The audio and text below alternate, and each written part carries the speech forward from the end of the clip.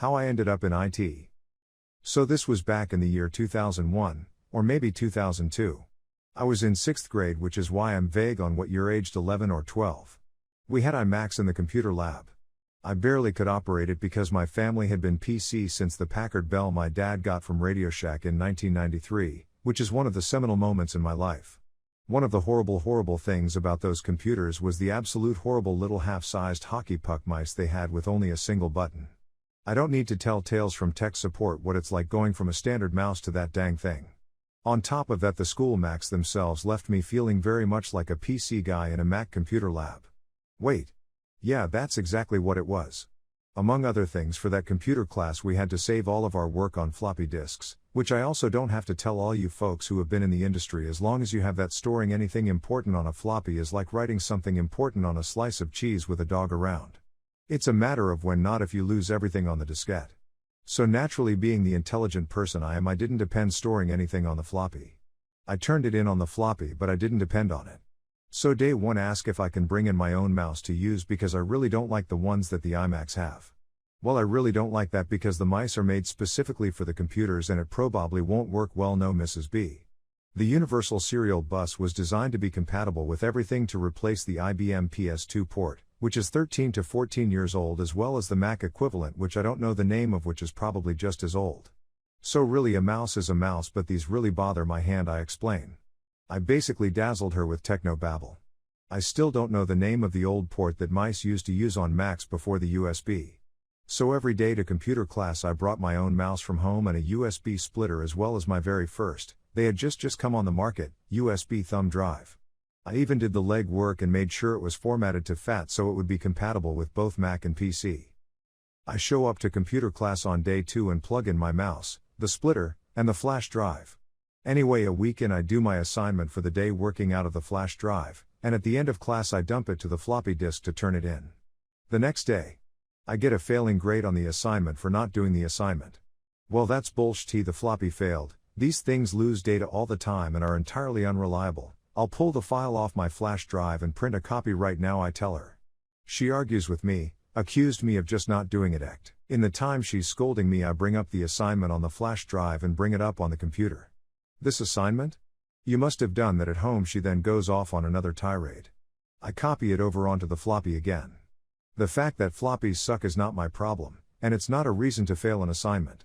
You will find that everyone has these issues simply because floppies suck.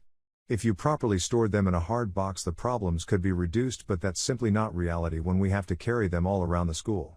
I myself have a flash drive that I've been using for my assignments, and you probably never noticed, I explained to her. I show her the file and she looks at my computer. There you all my class work, even the stuff I wrote for other classes. After finishing your assignments 5 minutes in, I explained to her. How'd you get that flash drive to work on the school's computers? I couldn't get mine to work, she replied. You probably just need to format the thumb drive to FAT32 instead of NTFS. FAT works on Mac, but NTFS is Windows specific. I don't know what any of that means. Of course. Take everything off the thumb drive so I can set it up right for you, I reply. I completed the typing assignment for our or however long class in all of 4 minutes. While everyone else is doing their assignments, I fixed her thumb drive to be cross-compatible with both her computer at school and her computer at home. Then I played some stupid education game for the rest of class. Something with a spaceman or something. There wasn't anywhere cool on the internet to visit.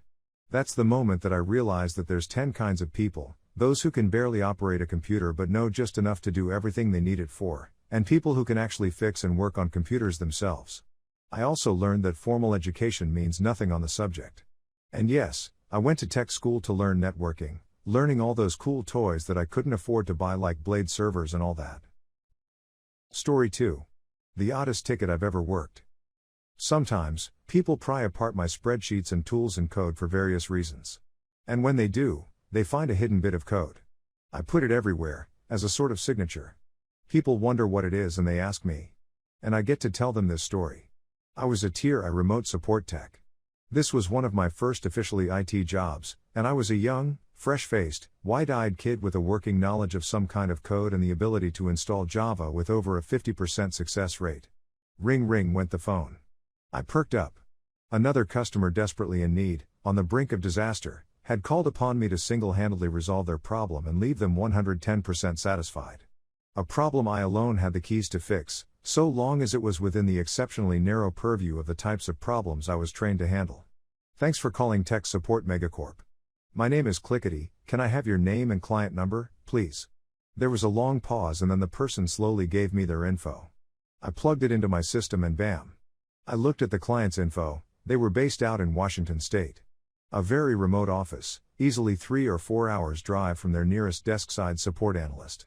If I couldn't fix their issue, they might not be up and running for days. I was their last hope. So our computer's been running really slow, guy starts out, and I jump on it. I see. Let me see if you have any hanging processes going on. Do you know what version of Java you're running? Have you recently uninstalled or reinstalled any programs? No to all of these. Our remote session was lagging for sure.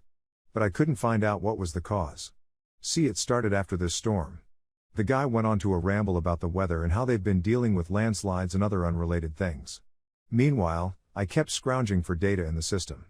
The processor was just running so slow, and it's been hot and the computer smells pretty funny. I slopped. Smells funny? Have you cleaned it recently to get dust out of it? I felt like a genie ooze. Once he vacuumed that up, he'd be all good to go. There was a long pause while the guy presumably took the case off the PC. Then oh God. Slam. Slam. Over there. Strings of profanity. Then quiet. Sir? I asked after a moment. Are you still there? Is everything okay? No. He shouts. There's a hole in the wall, and it looks like they got in after the storm. God, they've built a hive. What? He repeated himself. So. Yeah. Can you get someone out here with a new PC or something? I know it's hard to get someone out here and all. Undeterred, I assured them I'd have someone out as soon as I could. I typed up the ticket and sent it on its way, and I never heard how it got resolved. But I will never forget that ticket as I sent it on its way, computer completely filled with bees. Sending to desk-side support. I learned something important that day. Never take a problem at face value or assume you have all the pertinent info, no matter how usual it may seem. Listen when the customer gives you background info, some of it might be important. And never, ever, choose to work in desk-side repair in the mountains.